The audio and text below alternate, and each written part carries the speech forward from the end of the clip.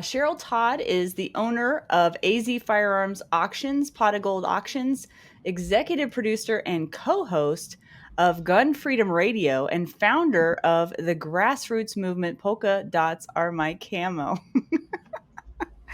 Cheryl is the president and CEO of AzCDL Foundation, the vice president of the Arizona's Citizens Defense League, the Arizona coordinator for Faster Saves Lives, and is the state director for the DC Project. She travels the country speaking as a champion for our Second Amendment rights and the important contribution women make to the national conversation. Cheryl is a driving force in preserving the legacy of freedom for generations to come. So, wow, that is a lot. And can you introduce Mr. Dan as well? Because I'd like to know more about him too. Absolutely. So we've been married for 38 years. So Mr. Danny Todd is That the, long?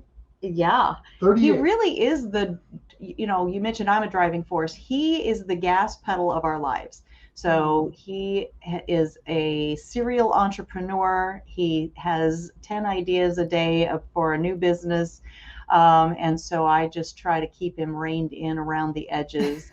Uh, but but he has an encyclopedic knowledge of all firearms. He's an expert in coins, which comes in Oh, handy with neat. our auction house, which is Yeah. we sell guns, coins, jewelry, antiques, collectibles, cars, boats. And he really is, he's the wind beneath my wings. Because he Oh, does everything he does, it allows me to do all of the things that I do. yeah. Carry And the luggage too.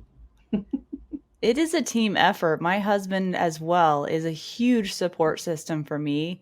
And we don't, we're not both exactly the same personalities, thank God, Yeah. because I need to be reined in a little bit and sometimes he needs to be pushed a little bit. So, yeah, it's really important to have a team and a support system around you, whether it's a spouse or just a group of people that you really can trust, especially ones that will be honest with you, I believe. I think that's really important. So I'm Absolutely. curious then. So you had Adam Winch on your show. So you're familiar with Defenders USA. Yes. Adam is quite the personality. He's quite the guy. What were your first impressions? Well, I met him first through a mutual friend, David Laird of Dynamic Combative Solutions, at one of our Faster Saves Lives trainings. Adam had come out to help with being an RSO or a trainer. I think he just said, whatever I can do. And that impressed me right there. He just is, what can I do to help move the ball towards Yeah. excellence, really? And Yeah. that seems to be this word that keeps reverberating through conversations that I've had with Adam. He Hmm. has a heart of service, he has a heart for God, he's a Yeah. family man. Mhm. I really, I mean, I feel like we instantly clicked and are, probably lifelong friends, just Yeah. because our values are so similar. Yeah, definitely. We were in a 3-day handgun class with him recently, and one of his mantras was, "If you're not on the line doing something, go find work. Go find work." It's That was what he kept saying, "Go perfect. find work." And so when you live like that and you go find work, it's very similar to what you were talking about. You're always trying to think, "What can I do to be of service?" all the time. So I really appreciate that about him for sure. And he introduced me to a new name for maybe me that I loved. He kept What? talking about Grandma Good Cookies, Oh, like yeah, he says that all the time. just to describe an ordinary everyday person who's come into this world of training and shooting and so forth. And he referred to Grandma Good Cookies. I'm like, I'm a grandma, so I'm a. Yeah, but you haven't made cookies in a long time. It's true. I got to stay home long enough to actually, bake the cookies. I'm definitely not a baker myself. No. My daughter is though. My daughter's a great baker. So I'm kind of curious as to how, I mean, you guys have a lot of things going simultaneously. I'm sure that takes a team, a solid A team to keep that rolling. is there a timeline of events here, or how can you best describe the culmination of where you are now? When did this start, and what did this start as, and how has it evolved over the years? Well, we wake up and then we work until we go to bed. Yeah. And we just always do something, but Yeah. you got a good story about how we started. So. Well, the first thing I want to say is that the paper calendar, I'm old school. So a good, That's okay. solid, I know, he's like, oh, his nemesis. Like, we live by it and we dread it at the same time. But if Yeah. we don't keep things written down, and I don't Yeah. even trust the electronic calendar because they all have glitches, right? So Yeah. the calendar helps all of us stay on the same page so that we're not ending up double and triple booking ourselves, which does still happen and can happen very easily because we do sort of have our little areas of expertise and knowledge and so forth. But then there's so much overlap. So, when we were first married, I mean, I was 18 years old. So he's 11 years older. So he already had other businesses in previously before I came along. And so my job really was just to learn and grow from him and to be that support system. Yeah. What can I do sometimes? And it really kind of became me sort of shepherding around the edges because he does have so much energy. He could probably run straight off a cliff because he's so busy, doing that, working in the business. And I've tried to learn how to work on the business. But, our very first business together was a slot machine store. And then we've had a baseball card store. I had a bakery and ice cream shop for a while. We had a mail shipping Wow. store, antique store. And then all of a sudden, I was like, okay, I want to go back to school. I want to get my degrees in psychology, which I now have. I have my master's degree. And we were at a crossroads. We were like, okay, we can slow down and I can go to school and you can tinker and do whatever fun things you want to do. We felt like we were in a good place financially. And then he's like, well, I kind of want one more thing. And I'm like, no, I'm so done with the brick and mortar. I'm so done with, the overhead of staff and everything else. But he's like, no, just one more thing. So he goes out and he starts looking for, places to rent or buy. And every single place that he came up with just so happened to be divided perfectly for two more things. Yeah. And No. his main drivers at the time was the auction house, and he was really getting heavy back into selling guns. And so, yeah, I got completely snookered into owning an auction house and a gun store that we opened at the exact same time together with no staff. Wow. It was him, me, my And a daughter's father-in-law, and a friend who had just retired from plumbing. We were like, Wow. okay, you want to open an auction house? Well, do you know how to run one? No, but we'll figure it out. And that has literally been on the job training. That's been every business we've ever opened. So Laura, we had the gun shop and an auction house, and we'd go to events, charity events and things like that. And people asked us what we did for a living, and we always said, well, we have an auction house, and then we'd whisper in a gun shop because we didn't know what kind of people that we were dealing with, and there was so much negative press going on. There was so much. And one day we woke up and said, no, we own a gun shop, right? And we have a right. And so we accidentally got involved in doing a 15-minute stunt at one of the major AM FM radio shows here in town.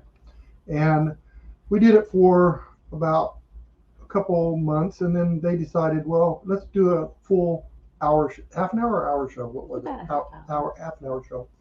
And so we signed up to do a half an hour show. And Cheryl, if she gets in front of a mic, it's over, right? So she's really good at that, and she knows how to get people. And anyway, then that major radio station decided they didn't want to talk about guns. Yeah. So that even made Oh, us stronger to fight for what yeah. we what we believe Yeah. in. And we just want to get the message that guns are not bad, and the people that have guns, most of them are good, responsible people. Yeah. So anyway, so we went to an AM show. Uh, it's a big one in town, but we got more response from the internet, just from our internet's part of it, than we did on the radio show. So we Mm. decided to go podcast. But I want You something came up. doubled down. Yeah. So I was talking to a guy just yesterday, and he says, we rent part of our building out for them to do a gun show. And I go, that's nice. He goes, yeah. And it was weird because there was people carrying guns. And I said, you mean out in the open? He goes, yeah. I said, at a gun show? And he goes, yeah. And I Go said, you know figure. what? I said, the ones that carry their guns out in the open are the ones you don't have to worry about, right? It's kind of like you really don't have to worry about them. But we had a really long talk and conversation about rights and responsibility and everything, and it turned out good. But that's what Cheryl's story is, as far as I can see. She just wants to get the public to understand that guns are good, defending your family and your property is good, and all this stuff that they're talking about, all this negative press, is there's nothing to base it on. So Yeah, we're Right. gonna get into that, trust me. that's why she does it, and she's right. I mean, I push her to the farthest she can go, and Yeah. because it was an accident. It kind of really was. We had a couple guns when we first got married, but nothing special. Yeah.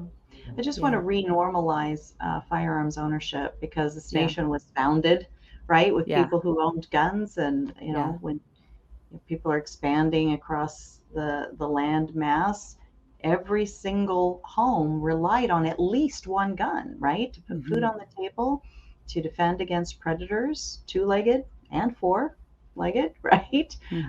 Sometimes no-legged, the slimy little snakes in the grass. And somehow we've moved into this space now where it's a weird oddity in some people's minds that Yeah. that just a normal looking lady who wears feminine dresses with polka dots on them, is somehow, how do those worlds mesh together? And that's Yeah. why I kind of came up with that polka dots are my I camo, like because that. this is my gray man. This is my Yeah. version of gray man, because I just blend Yeah. in at Yeah. church and school and the grocery store and whatever. Yeah. And, I think that is empowering to other people who feel like, so if I own a gun, do I have to go full tactic, Right. Right. It's like, absolutely not, especially now, because the Yeah. gun companies and the holster companies have really followed along and listened to people tell them what the needs are, as far as Oh, there's so women many options now. So places. many options. Yeah. Absolutely. Well, I'm glad that you mentioned that, because I would argue that I get what you're saying. Whenever someone sees a gun, there sometimes is that reaction, and my argument is the gun is neither good nor bad.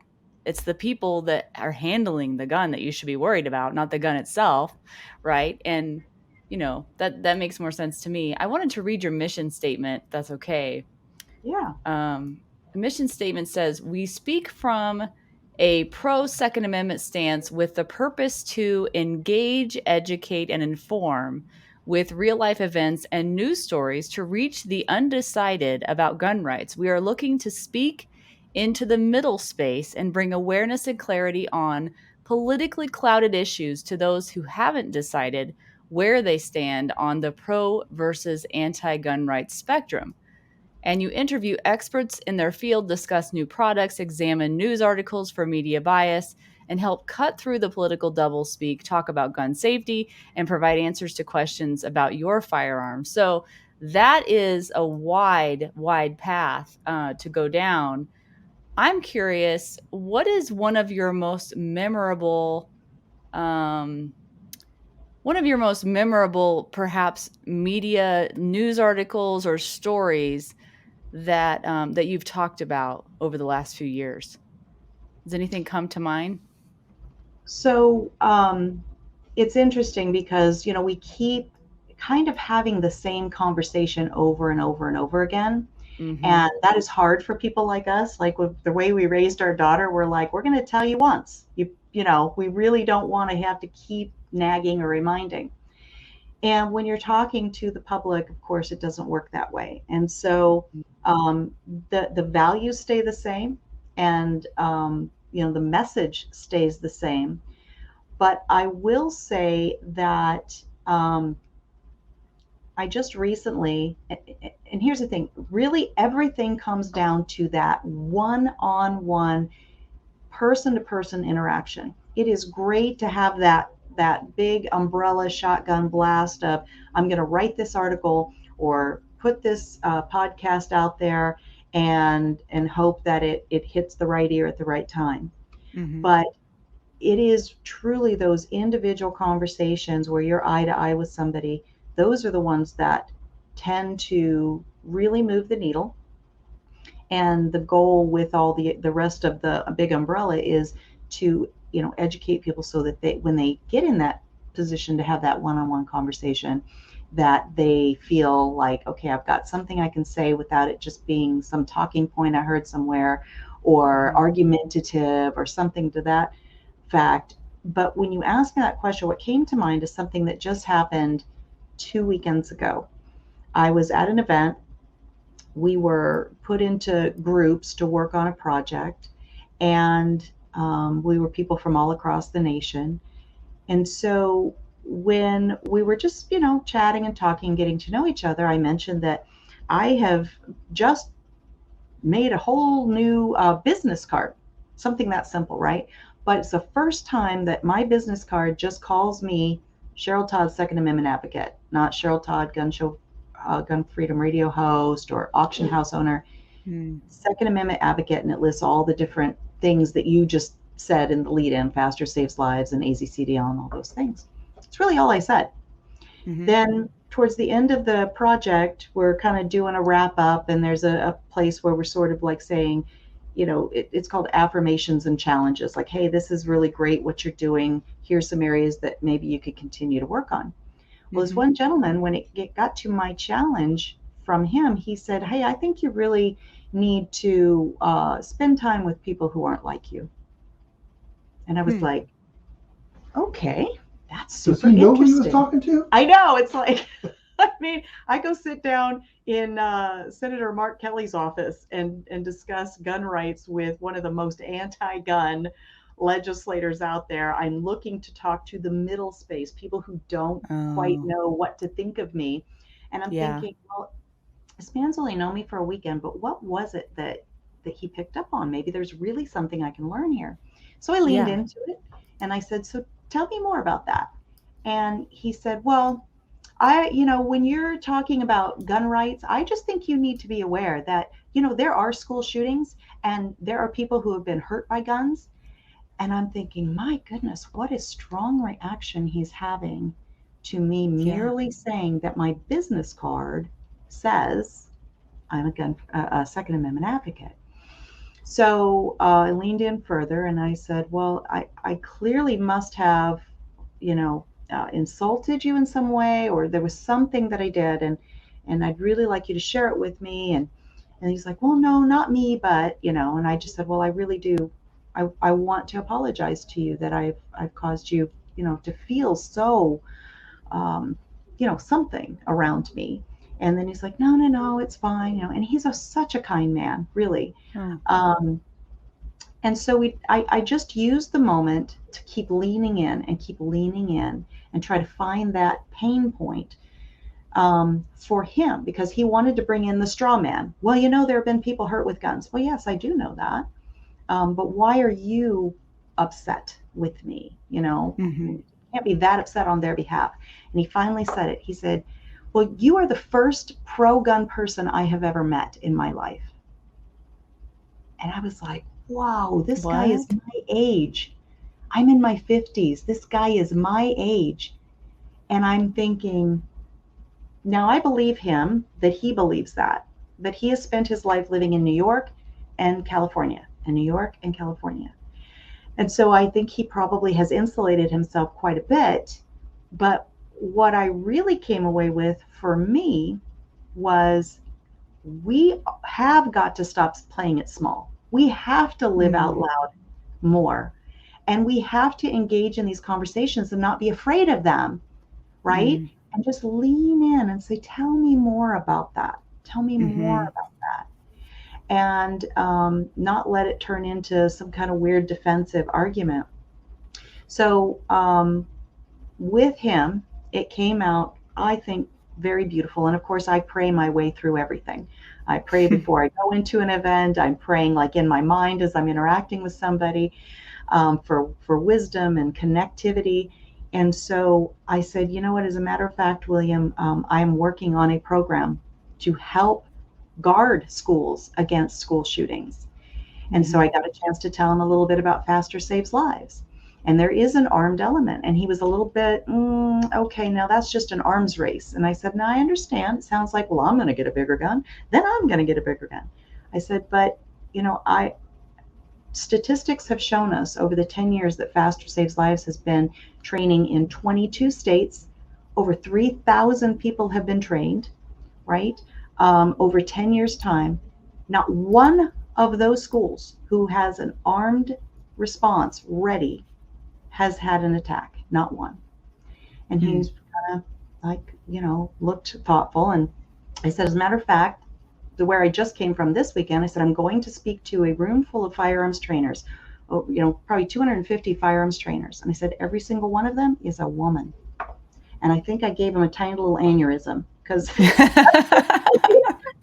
definitely didn't fit in his paradigm, right? And then he Yes. goes, you know what? I maybe women should get together and form an organization that, you know, and basically he starts describing to me the DC project. And Yeah. so anyway, so then he was engaged and welcomed into the conversation and started coming up with solutions that maybe even went against his original idea. But it was so hard for him to put me in the box of Yeah. Yeah. bad guy, bad Mhm. person, after he had spent the weekend working on this project with me. And that is where our power is. And I did tell him at one point, I said, guns represent safety to me.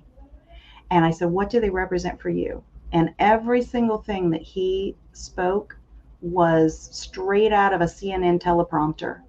And Mhm. he had taken those words, and without examining them, they had become Mhm. his personal opinions.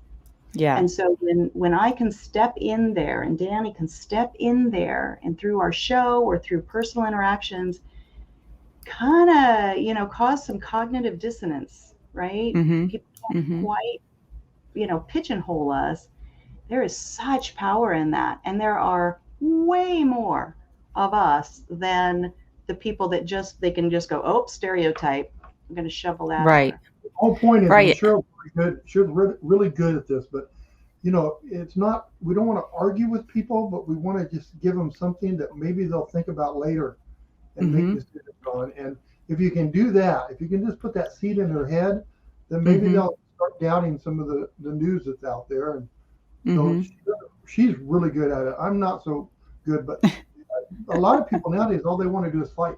They want to argue. They want to win. Oh, I know. I know. That was my next leading question because my question then is how do we find some kind of common ground, and how do we keep emotions at bay? You know, it's a two-way street. It works both ways, and you cannot talk rationally with someone who is supercharged emotionally. And Mhm. so that's got to be hard sometimes. Have you ever run into a situation like that where someone is really hypercharged up emotionally and they know beyond knowing? I can't imagine how hard it would be to get through to someone like that. Or how do you approach that? Just Well, curious. before I answer that, I would like to say that Cheryl and I have been married a long time. She's trained me quite well. And so I used Those to, degrees in well, psychology, they are paying I off. used to be the one that would argue. Uh And huh. one of the things about, making a fool out of yourself and going way too out extreme, is that you think about it after it's over with, or maybe I shouldn't have done this. So what Cheryl's done is a fast track. Just put it in the seed in their head. Not don't argue with them. Just kind of put a seed in their head so they'll think about it. And I think Yeah. that's a lot of it. So Cheryl's really good at winning debates. We don't argue. You don't argue at 38 years. You just don't. Okay. And so she's really good at it. But I've learned a lot from her as far as that goes. So Well, I appreciate that. So, I mean, really, to jump all the way to the end of the question that you asked, you're not going to be able to have a civil conversation with every single person. I mean, there are people out there that their whole purpose in life is to purposely misunderstand everything that comes out of your mouth, right? Mm. So you just don't expend your energy you there. can't win on all of them. No, you really don't. But if you can always come away with your self dignity intact and feel like, I did the best I could to present to this person that I'm just a normal person, um, and that things like school shootings, right? That empathetic part, right? That compassion piece. So often our side wants to go instantly on the defense and say, well, guns aren't bad and it's not guns, right? And start labeling something else like mental health. Well, that's a whole slippery slope all on its own. So we can just say, you know what? I am devastated. I am heartbroken when an evil person with evil in their heart murders another innocent person, whether it's children or people sitting in church pews, whatever it is. I'm absolutely devastated by that. And so, that's a common ground because, a lot of them, they want to act like, well, we don't care. We care more. This is one thing that gentleman said to me. Well, gun owners just care more about their guns than they do about the lives of people. And that's when I said, no, guns represent safety to me. I understand they don't to you, but they do to me. Hmm. And, but you do have to be discerning in how you and where you expend your energy. And on Yeah. Facebook and Twitter, Oh, there, wow. Yeah. there are bots out there that are just designed to keep aggravating you until you end Right. up saying something really stupid, Hmm. that can come back and haunt you. This 76-year-old gentleman that recently, I guess the ATF showed up at his house, or law enforcement showed up at his house, and he ended up being killed in the altercation because Oh, was on that the guy in Idaho or Utah? I I Yeah. forget the I think it was state, but Utah, but he said that. I mean, they said he wanted to kill Biden. yeah, he was blustering. But was he blustering or was he a credible threat? Well, the other side Mm. is absolutely going to say, well, clearly he's a credible threat. Our Hmm. side wants to downplay it and go, he was just blustering. Yeah, we don't even Well, know. don't give somebody that Right. opportunity to even say that. I don't even like Hmm. these bumper stickers on people's, cars and stuff that say we don't dial 911. Are It's you like anti-bumper sticker? if you anti bumper sticker, if you end up in a self defense situation and you did absolutely everything right, the other side's lawyer, it's their job to paint you as a loose cannon, as somebody easily provoked, as, look, she rides around, tells the whole world she doesn't call 911. She is going to shoot first and ask questions later. Yep. It's just a bad idea for our Yeah. side. It might Totally sound agree. cool, but I just, none of that would I ever advise somebody to do. I hope I answered the question. I totally agree with you. Yeah. And I'm interested now to know if you got your psychology degree just because you were curious or because maybe you thought it might help you in this mission. No, she got it to because she was married to me.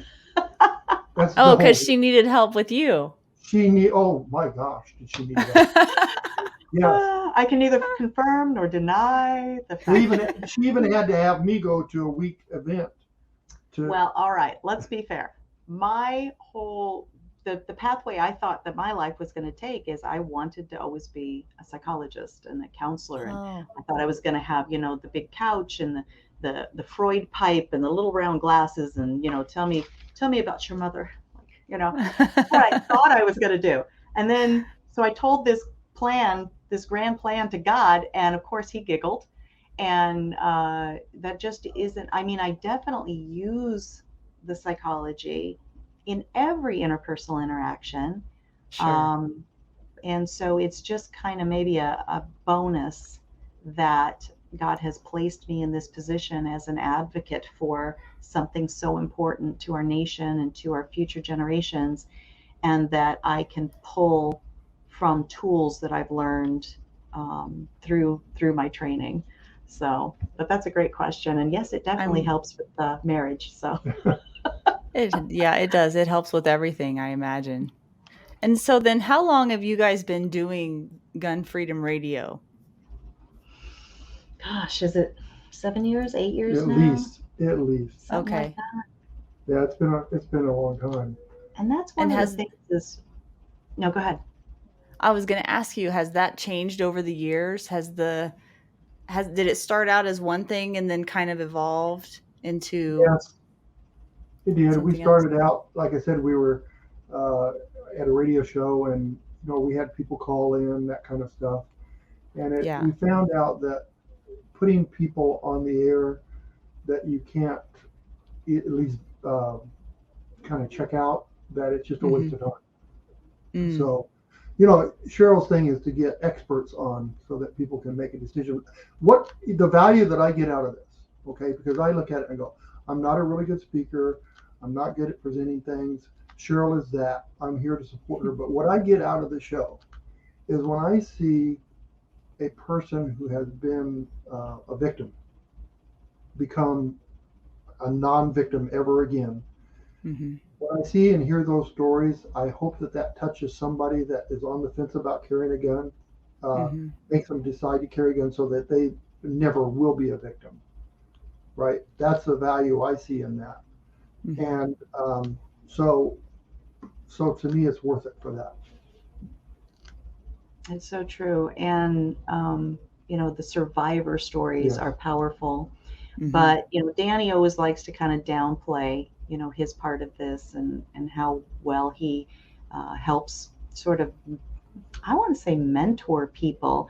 But with the auction house, the person that goes and meets with the clients in their homes, sometimes at the worst times of their lives, because if you're auctioning off your entire life's possessions, For you your husbands your and husband, yeah, maybe you've had a death Mm. in the family, maybe you're having to move into a care facility, or maybe you're having tremendous financial difficulties.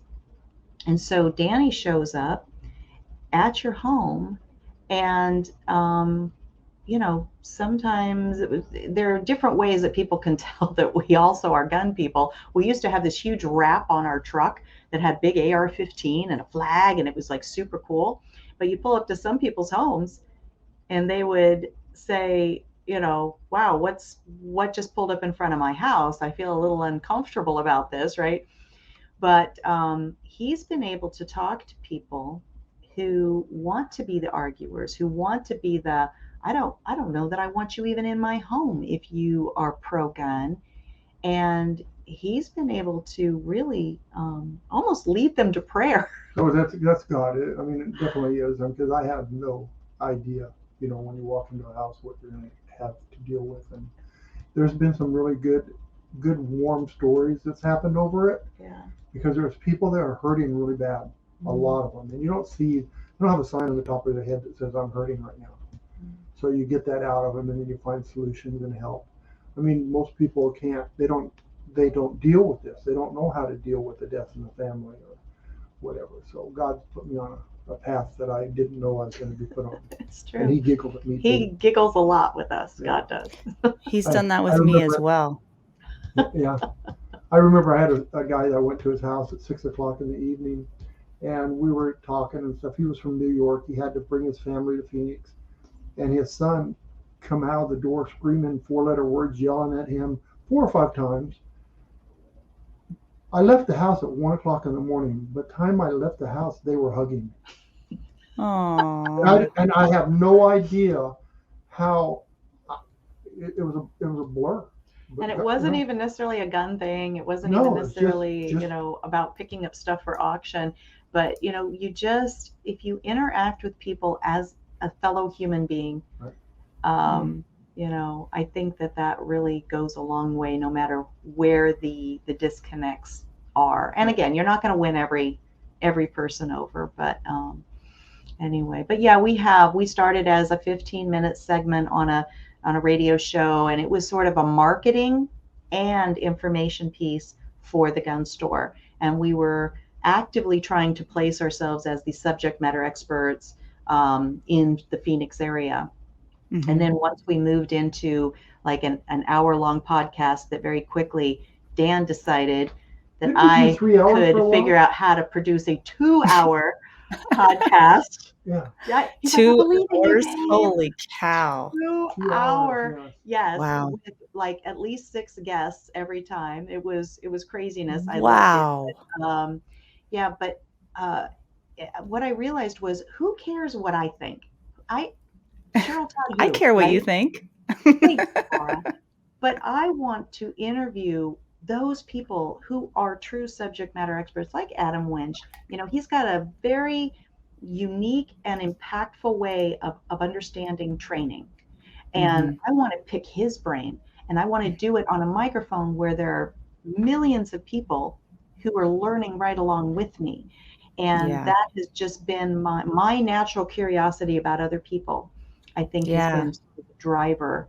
And so now when Yeah. you look at our guest tab on our website, gunfreedomradio.com, I mean, there are hundreds of amazing people. I'm Yes. like, I I can't know. believe that I got to Yeah. meet these people and have meaningful conversations with them. It's really Oh, a I know tremendous. exactly how you feel. Hmm. Yeah, this has been a roller coaster ride, and I'm just a baby on this journey because I just reached my 1 year anniversary like last month, I think it was. Awesome. And, having a guest a week on, not a 2 hour, but a 1 hour. And up That's until long enough. recently, the interviews themselves were live. So Mhm. that was quite a jump Yeah, for me off of a large cliff because prior yeah. to becoming a podcaster or whatever you want to call it, I had I was well, I still am, but photographer and videographer. So I was behind the camera on Hmm. purpose. That is Hmm. where I felt most comfortable. But for some reason, like you're talking about God tapping you on the shoulder. And for me, it was kind of a little nudge. And it just wouldn't go away. It just was there and it would just stayed there. And then I happened to meet Adam and he changed so much about my life in such a positive way just through going through his training because he grows people, he grows defenders. He doesn't just grow shooters. Hmm. He grows your heart, he grows your mind, he helps you develop as a person, as a human being. And to bring more value into the world makes you want to become a better person in general. And in doing so, then, I think within 6 months or so, I was invited to become one of his instructors, which was like floored me. I just couldn't believe it. And then that's when we started having conversations about the direction of the way things were going. And I said, and I'd had this in the back of my mind for a while, for probably a good 6 months. I said, I think there should be a podcast of some kind. There should be some kind of an outreach, where we can talk to Hmm. people and we can educate people. And of course, you know how that is. Sometimes you raise your hand with an idea and then you get picked to do the thing. So, yeah, Exactly. he's like, "You would be perfect for that." I'm like, "No, no, no, no, not me. I'm thinking you should do it." And he's like, "No, no, you should do it." And so then I'm like, "Okay, well, that was a journey in and of itself of self-discovery and like really coming to terms with, do I have what it takes to do this well?" You Yeah. know?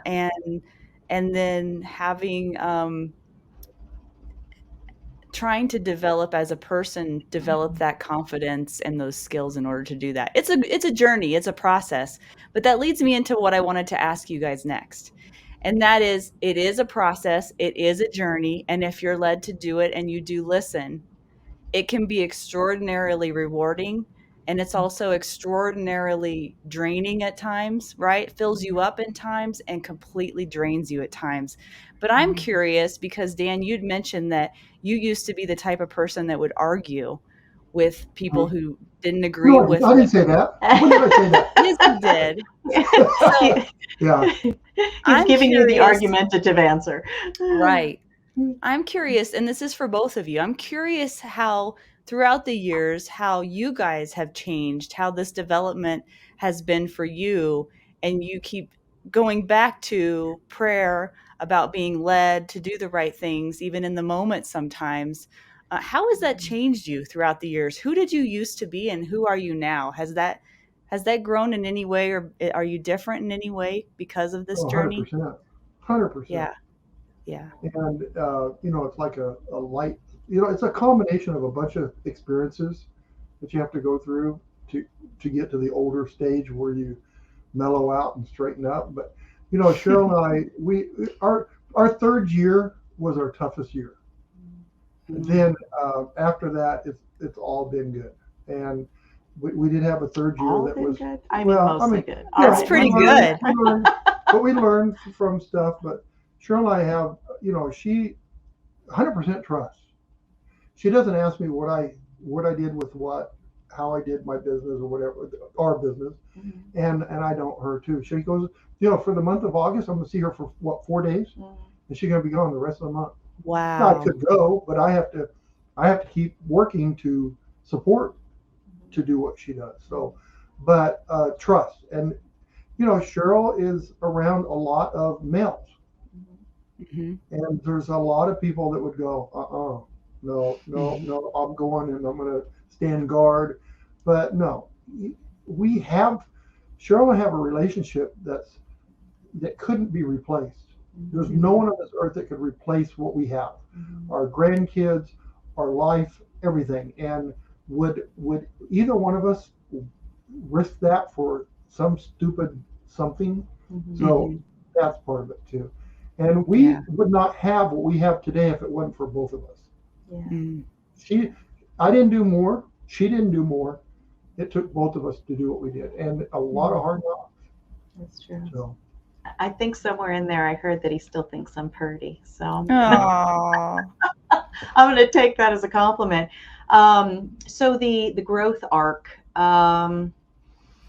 for me, I think it's mostly really finding my voice and realizing even as I'm finding my voice, it's not even my voice for my purpose. This isn't Mm. Cheryl Todd's show, Cheryl Todd's work, Cheryl Mhm. Todd's, purpose or reason, but to be obedient to God in the Mhm. directions that He's moving me. I mean, of course, I've stamped my feet a few times and pouted, and so We all have.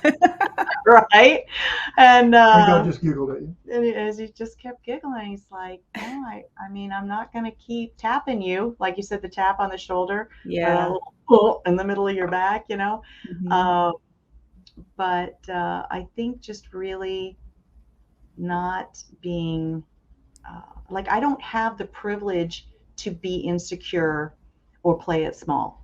I just don't Mm. have that privilege because truly those things are self focused, right? Mhm. If I Yeah. know, and I'll approach every speech that I'm going to give, which even that when people started asking me to come talk at this and talk at that, I'm like, what are you? I just ask the questions. I don't answer them, you know. Yeah. Yeah. But I did realize that I do have a unique perspective and a unique voice, and that by using it, I'm actually lifting up someone else out there Yeah. because they're like, well, shoot, if she can do it, I bet I can Mhm. do it. Mhm. I feel the same way. Right. And Yeah. so just really getting out of my own head and not trying to serve my own purpose, but just say, Yeah. oh, I was going to say, when I sit down to write a speech, I basically sit there and go, okay, God, what are you going to say today? Yeah. And I just try to, and if I don't start feeling anything, I'll just start typing some things. And I'm like, no, that's crap. That must be me. All right, let's type a few more things. It's like, Ah. I can kind of Cheryl see where you're correction. going there. Yeah. Yeah, kind of see where you're going there, but that's not quite it. And sometimes I've got to step away and Mm. sometimes it is those side conversations, and it's like, oh, God just gave me something through that person. I see what he did Yeah. there, you know. And it can Yeah. happen on the way on a trip, or Mhm. sometimes it happens on the plane for you. Mhm. I've seen several people that's happened with. But yeah, and Dan, I would say, that his arc has been from, I've got to know everything, I've got to do everything. I am the Lone Ranger, um, and part of that is the work ethic. Like he's got an amazing work ethic, Mhm. but learning how to allow others to come along the side um, and not have to be the smartest guy in the room all the time and not have to have the last say and that sort Mhm. of thing. That is such maturity, and I don't know if Yeah. people really understand that you know um, that is maturity, not being the one online that's always like, oh, mic drop, flamed you, you Yeah. know. Yeah. The one upper.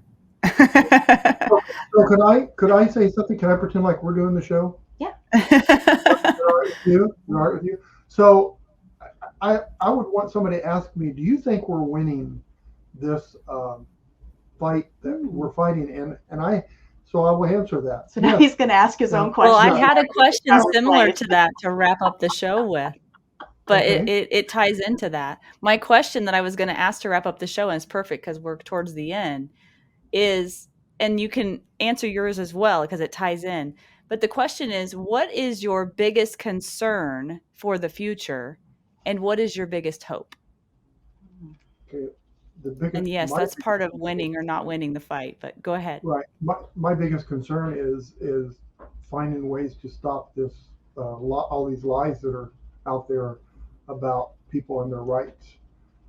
And then you go ahead, and then I'll tell you what I have to say. So my biggest concern is that I guess I'll start with my hope. My hope is that I will work myself out of a job. Now, my job, everything I do is a volunteer basis. I don't get paid for any of those hats that I wear, and thank God, God has given us a good, solid business that Danny runs along with our daughter Cassie to financially fuel all of the flights I take and the rental cars and the everything that I do. Um, but I want to be out of a job. I don't want there to be a need for this constant retelling and this constant conversation to remind people that this thing right here, our Constitution, our Bill of Rights, there's not a Democrat one and a Republican one. It was written for everybody. And that our founders meant what they said, that the Second Amendment is for we the people, it is for the security of a free state, and it shall not be infringed. So, because I don't want my daughter to have to keep doing this. And I don't want my granddaughters to have to keep doing this. So my hope is that somehow, some way, the other side that hates our rights and hates liberties will find some other ball of yarn to play with. So, and my concern is that I don't think that's going to happen. We have a lot of Yeah, and that's where I'm going to come communist. in. Let me finish. Communist and Marxist ideas and ideals that are coming in a big, heavy way in this nation, and those things are never going. They're antithetical to our what our founders fought, bled, starved, and died to give us as a free inheritance. So that's mine. But Now you may go. okay, but they're coming in through lies, They are coming and in we're through coming in lies. through truth. So here's the thing: I've been in the gun industry all my life. I mean, even at 12 years old, I was selling guns Because back at gun then shows because you could. it was legal because Yeah, shall not be it was infringed. so long ago. Used I to be remember I illegal. sold a dinosaur gun once. A No. dinosaur gun. So anyway, what has happened in the last 5 or 6 years is that women have gotten involved. And there is the key. I don't care what anybody tells you. The key is women getting involved in firearms is going to change because what do women do? They are very vocal. They love to share. Guys, not so much. I mean, you have your inner circle that you dealt with, but women will reach out. And example, doing a podcast, right? Or you're doing a podcast. How many anti-gun people are doing podcasts versus how many we're getting the Interesting message. thought. They're on the news. There's a They're couple, on the, right? There's a the couple. news. You have that guy that from Britain that's a news guy. He there's a few, Piers but Morgan. we are winning, but the thing is they are so loud. They still think they're winning, but they're not. They're losing, and it's because of women. And I thank all the women out there because they really know how to promote and socialize. If I was going to hire a marketing person in my business, I most likely would hire a woman, just because they know how to do stuff. Now, you would hire the best candidate, but you wouldn't be shocked if that candidate was a woman. Yeah, right? Right. Of course, right.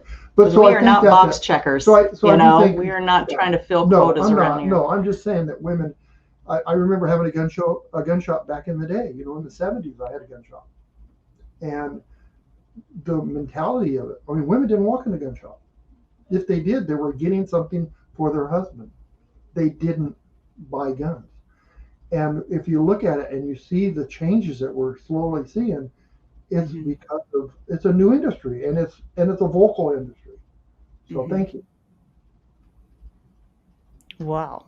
I guess I didn't really look at it that way, but you're right. I believe you, and I do think there are a lot more firearms trainers that are women now as well. I do see that, and I didn't come onto the scene, but probably 5 years ago, so I don't have a lot to compare it to prior to that, because I wasn't even in the gun world, per se, until there was a catalyst in my life in 2016. So I'm still pretty new to all of this, not to guns necessarily, but to concealed carry, and to that entire world, and self-defense. Because prior to that, I was exceptionally naive. I was unfortunately under the impression that, well, I'm the type of person who would never, ever intentionally harm anyone else. So I just naively thought, how could anybody be that evil? Right. And it's not like I didn't know it didn't exist. It just was that I was unfortunately under the false impression that nothing like that could ever happen to me. And that is a very dangerous position to be in. So yeah, luckily I learned the hard way, but it was a close call, hard way, thank God. But like many people who come into concealed carry, and there's usually, not always, but many times, a catalyst of some kind that brings them to carrying. And for me, that was the case. And it's interesting the path that has come since then, because being an instructor was not part of the plan either, right? I had a plan that was totally different than where I'm at now. However, I couldn't be happier with where I am now. So like you, Cheryl, I'm getting to meet some amazing people that are experts in their field, who share information with me. And like you, I'm just really curious about people. I love to hear people's stories. I like to know where they came from, how they got to where they are now, and learn in that regard too.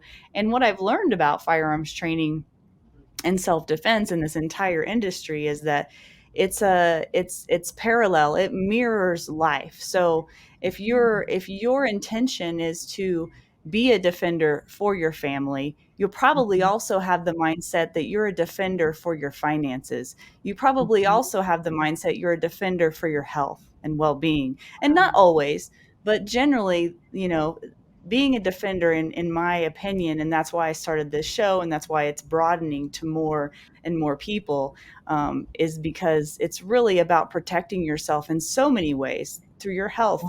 Protecting yourself spiritually is important, very important, especially right now with everything that's going on. So, there's a lot of things. The gun is just a small piece of the pie, small piece of the pie. But yes, I admire what you two are doing, and I look up to you so much for leading the way, being the tip of the spear, and somebody that I can look up to and maybe perhaps reach out to if needed, along my journey as well. Well, Laura, we feel the same way about you. You think about firearms training, it's so personal. You really have to. I mean, there's guys that do it like maybe a school chalkboard type thing, but it should be very personal, because a lot of people are afraid. And so if you can connect with them personally, and you'll do so good with it, and then maybe they'll become a trainer. Yeah. Mhm. So thank you. Definitely. I love that. Yeah. Any parting thoughts before we leave? Well, I would love to just kind of tie a bow on some of the things that I do and tell people how they can learn more about it, if Yes, that's please okay. do. All right, Mhm. so with the DC project, we are Women for Gun Rights. The little teal sign behind me says teal for 2A, and it says you are your own first responder, which is so true. And it's a member-based organization. We are in offices of legislators at the federal and the state level, just helping them understand us as constituents, as human beings. And we are definitely moving the needle. Sometimes it doesn't feel like it, but we are, and that's dcproject.info. There is a big gun rights policy conference coming up. It's called GRPC. It's put on by Second Amendment Foundation, saf.org. It will be in Phoenix in September 23rd and 24th. And it is an amazing opportunity, and it's free. I mean, you got to get yourself Wow. here if you're not from Mhm. Arizona, but it's free. And it brings together 70 speakers from all across the nation. Some of us are advocates, some of us are lawyers working on this, some of us are the presidents of organizations that are working on Second Amendment issues. And man, is it like old hometown week. It's just a weekend, but you meet and greet people. And I have made some of my most long lasting friendships in this world at that event. I would highly encourage Mm. people to check that out. The AZCDL here in Arizona, we are the watchmen on the wall and the guard dogs in the legislature. That's a member organization. It does have fees, membership fees at different levels, but that's azcdl.org. And Faster Saves Lives. I am telling you, it is the premier safety and emergency response for any kind of an emergency you might have on a school or church or business, but we're geared towards schools, and that's fastersavesliveslives.org. And I mean, I cannot tell you enough about it. We train for the before, the during, and the after. The before is greater situational awareness. The during is, okay, we have a murderer on campus putting holes in people. How do we stop Mhm. it? Some Mhm. people think, oh, we don't stop it with a gun when they have a gun. That's Mhm. fine. We're going to train you to use a firearm, Mhm. but maybe your school district won't allow it, but we're still going to train you because you'll be a better, safer person everywhere else in your life. And then the after is, okay, we have people with holes in them. I can't tell you how many thousands of people have died needlessly because we just don't know how to tie a tourniquet, right? I mean, we just got to buy time for the EMTs to come in. And so we have the emergency medical. So faster saves lives. We need parents and staff members to learn more about it and talk to their individual schools and school districts about it, because people are actually more willing to listen now than they ever have. After Uvalde in Texas, when help was there but stood outside a pane of glass and didn't actually stop the murderer, I think people understand at a more visceral level, oh, yeah, I am my own first responder. And even if I'm the teacher, I am my own first responder. So thank you for letting me share all of that.